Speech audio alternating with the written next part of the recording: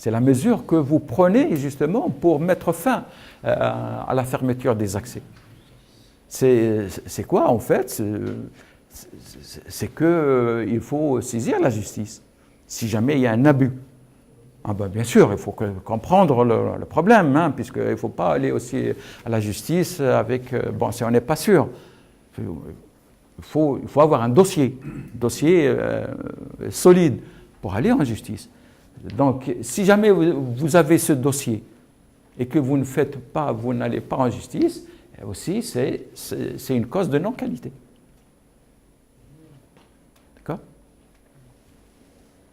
Voilà, voilà les solutions que vous avez ici, je crois. De toute manière, on vous donnera ça aussi. Voilà, à partir de là, donc le copil, il prend ce qui est en rouge et il va trouver les solutions. Par exemple, pour les étudiants étrangers à la fac, quelle est la solution?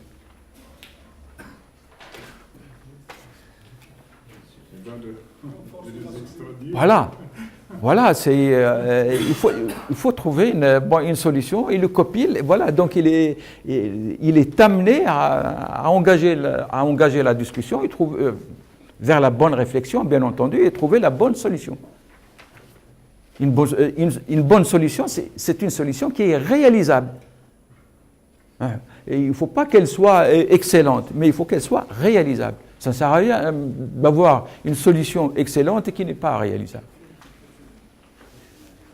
Etc. Donc il va trouver ces solutions qui vont remplacer l'activité, enfin le problème, l'effet observé, fermeture de la fac. Le brainstorming, on en a parlé. Une fois qu'il a trouvé les causes, voilà, il va donc trouver les solutions. Il va noter solution par solution ici, et il va lui donner un attribut, cette solution. Elle peut être sans effet, négligeable, notable. C'est ça les solutions. Il faudrait qu'il note toutes les solutions. Majeur, très élevé, voilà, et total, bon, il va donner un point. Si c'est sans effet, c'est 0. C'est négligeable, 1 point, etc. Jusqu'à très élevé, c'est 9. Voilà le total par ligne. Et puis, il va trouver, prendre justement les solutions qui ont obtenu le maximum de points, c'est-à-dire au niveau du total. Ah oui, au niveau du copil. Ça, c'est le travail du copil. Voilà, il va prendre donc ces solutions-là, il va les porter, ils vont remplacer la fiche, plutôt l'activité dans la fiche de suivi. Vous voyez, voilà un exemple, l'effet observé, le taux de redoublement important. Taux de redoublement important. Faire le diagramme 5e, plutôt, hein, c'est pas 6e, pour donner les principales causes de cette non-qualité. Cette non-qualité, c'est le taux de redoublement qui est important. Il y a une non-qualité. Bon, quelles sont les causes? Là, on vous donne directement les solutions. Par exemple, pour l'étudiant, la qualité, la non-qualité, peut-être que l'étudiant n'est pas motivé. Voilà, oui, taux d'absence. Problème de langue, c'est-à-dire entre l'enseignant et l'étudiant, la communication ne passe pas. Ça souvent, voilà une solution. Donc l'étudiant non motivé, ou bien son niveau, lorsqu'il arrive du lycée, il est faible. La méthode qui n'est pas bonne. Voilà, la mauvaise évaluation des étudiants. Et comment on appelle ça? Pour les enseignants, mauvaise communication, c'est-à-dire que l'enseignant, voilà, la méthode d'enseignement, c'est ça la mauvaise communication. Il communique mal, hein, ça arrive. Hein, voilà, pour les méthodes, peut-être qu'elles ne sont pas inadaptées.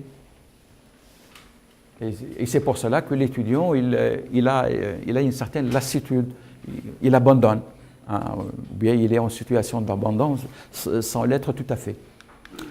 Les solutions possibles, eh bien, à cet exemple, eh bien, c'est que, voilà, information des enseignants sur le phénomène de redoublement sous forme d'une approche sociologique. C'est important.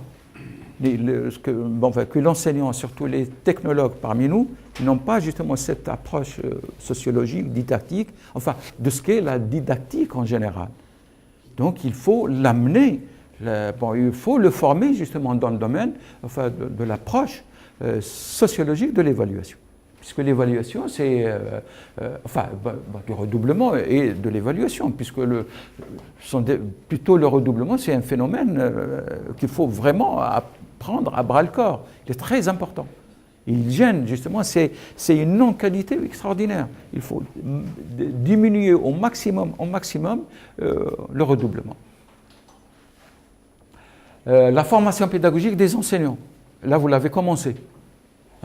Chaque année, maintenant, vous êtes à la deuxième année, je crois, vous faites la formation pédagogique pour les nouveaux enseignants. Peut-être que c'est insuffisant. Il va falloir réfléchir aussi à la formation des enseignants de manière continue, de façon continue. Pas uniquement pour les nouveaux enseignants. Pour les nouveaux enseignants, au bout de 5-6 ans, ça va résorber, puisque